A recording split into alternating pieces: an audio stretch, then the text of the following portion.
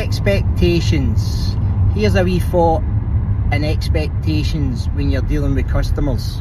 So, as a professional cleaner, my job, and this might sound a bit negative, but my job is to lower the customer's expectations on approach, meaning when I arrive, because sometimes customers have this idea that the carpet should be like brand new, and a lot of the times that's what happens. A lot of the times you smash it out the park, but this is a strategy when you deal with customers, is to lower their expectations, and then when you overachieve, when you get the results, they're like, wow, right? Because with all my training, all my knowledge, all my experience, every clean's different. Every carpet has a different life. It might have seen oily soiling, it might have seen sand soiling, dry soiling. So it's so difficult to identify exactly what sort of soiling the carpets had. You can roughly estimate it. There were signs, high traffic areas, stuff like that you'll be able to identify. But we're lowering the customer's expectations and then achieving a great result. They go, wow, that's amazing. But for whatever reason, you're unable to achieve that result. For instance, you get carpets, like particularly polypropylene, and it might not be, like a heavy pile carpet. It might be a more kind of cheaper carpet, excuse the language. It might not have a lot of pile in it, so the traffic areas will become more apparent after a removal of soil, a removal of dirt. So they become, and also a carpet is basically, majority of carpets are synthetic, which means man-made. It's made with a plastic fibre. It's no natural, it's no wool or cotton or any sort of plant-based or animal-based product. It's synthetic. It's been manufactured in a lab and then into a factory and then produced. So they tend to wear, and the best way I can describe the wear on it is like a piece of plexiglass. See, when you score it, it becomes grey. You can't see through it. Plexiglass is clear. You can look through it, but see when it's worn and it sees a lot of traffic, it dulls, it gets darker, and the same principle lies within fibres.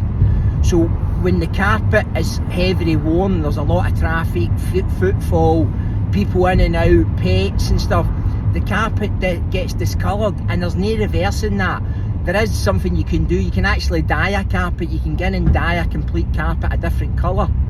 So there's a process that you can apply that will change the colour of the carpet. It might be a quality carpet and it's got a bit of discoloration, whether it's sun damage, there might be UV light damage and stuff. So you can get in and dye the carpet a completely different colour, which will bring about a new look.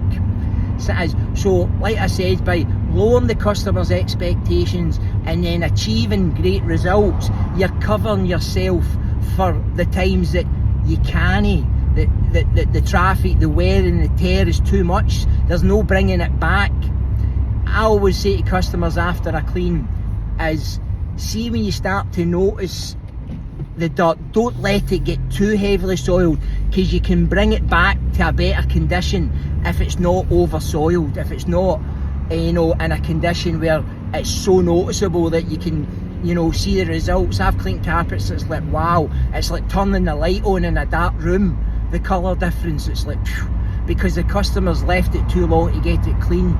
And carpets are expensive, mattresses are expensive.